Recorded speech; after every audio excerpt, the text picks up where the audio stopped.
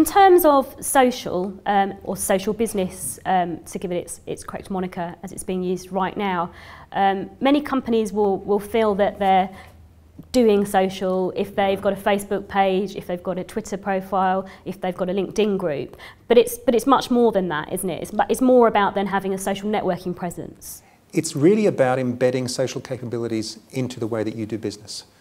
So do you really need a Facebook page to be social? Not at all. Ultimately, you're giving people an external forum where they can meet, and Facebook will participate in that process by giving you certain metrics and providing a platform where people can meet, but you can do the same thing internally. You can do the same thing on an external site that is not Facebook, but it's about the brand value that Facebook brings. You know, it's like going to a well-known hotel.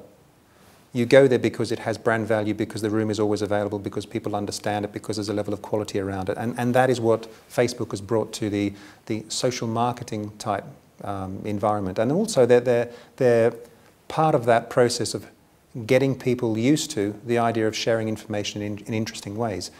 And from an internal perspective, we do things differently. Mm-hmm. So we always share, but we tend to do it in a non-technical way. We don't tend to leave those artifacts lying around.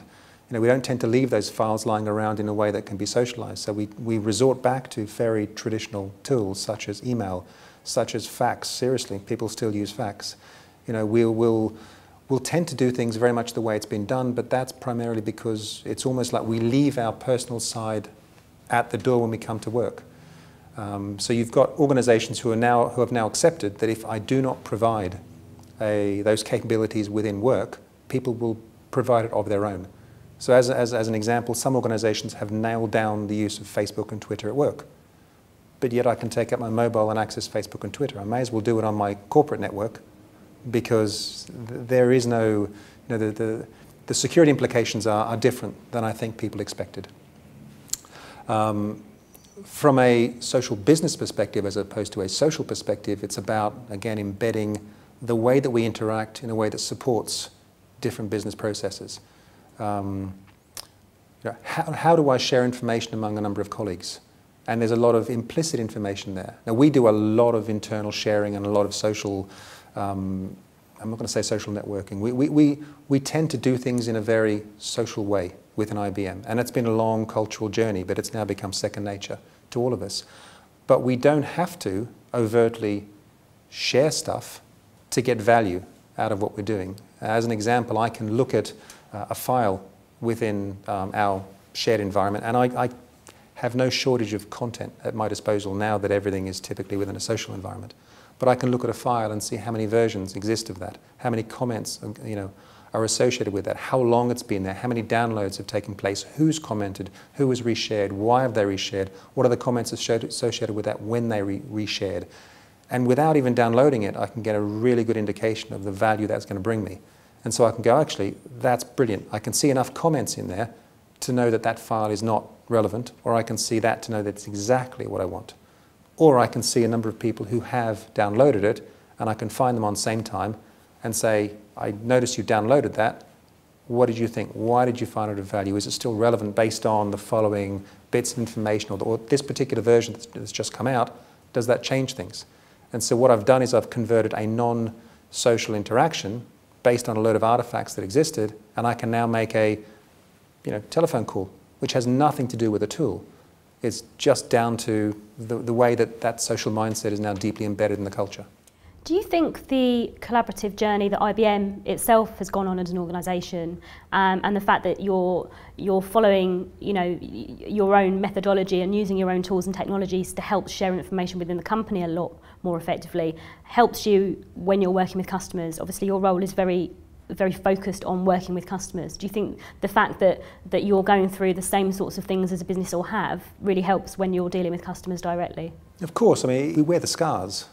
You know, you can't turn up to a client and say, well, the product offers you this if you haven't seen it break, if you haven't seen it not work in certain situations, if you haven't seen it work brilliantly in certain situations. And it's really just about the technology. So we provide a technology like a number of other clients provide technology, but we've delivered these social capabilities to 450,000 people.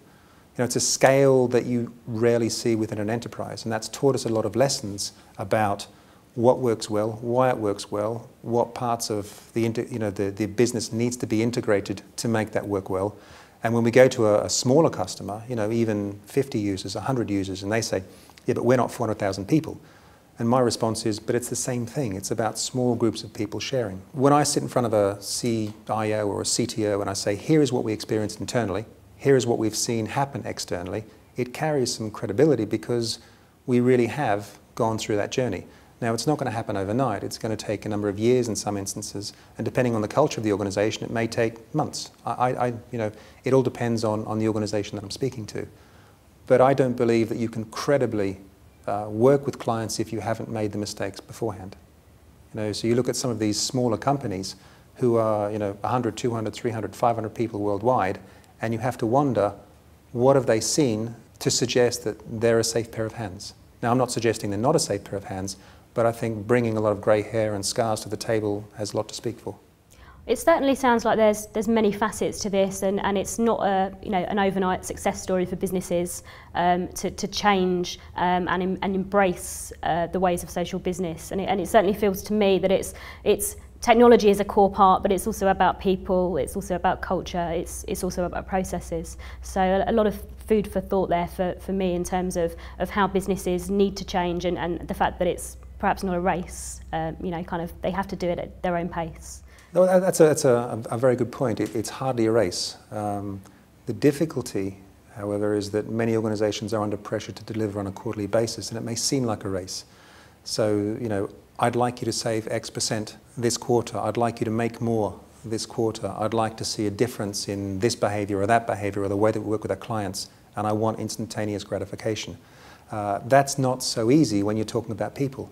The thing that social really highlights is the complete unpredictability of individuals, of the unplanned nature. And that's part of the benefit. Because things are unpredictable, because they're unplanned, sometimes people surprise you amazingly by delivering incredible bits of innovation or sharing or just reducing costs like you could never imagine or creating ideas like you never thought of because it wasn't part of the plan. And the fact it wasn't part of the plan means that no one could put a process around it and constrain how successful it was.